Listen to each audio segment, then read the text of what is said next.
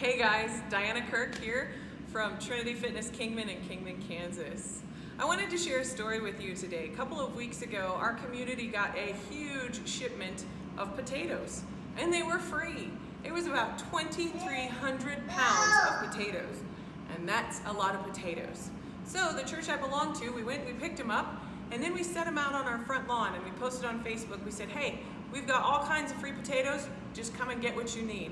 And we saw truck after truck and car after car come through and pick up boxes and bags of potatoes. Now let me tell you something about these free potatoes. It reminded me a little bit of God's grace.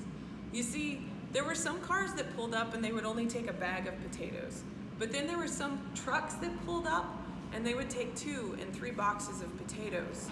And it would be really easy for us to sit back and judge those people and say, well, what are they going to do with 200 pounds of potatoes? They don't really need 200 pounds of potatoes.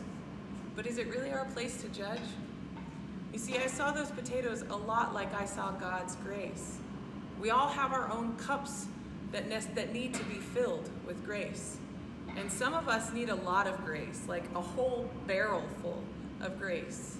But others don't, maybe not need as much grace. Maybe they just need a little cupful. Either way, it's not a place for me to judge how much grace they need from God.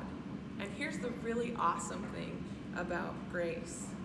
God's got enough for all of us, no matter how big or how small our cup or barrel may be. God's got plenty of grace for us. It reminded me of this verse in Isaiah 30:18, and it's from the Message version of the Bible. But God's not finished. He is waiting around to be gracious to you. He's gathering strength to show mercy to you.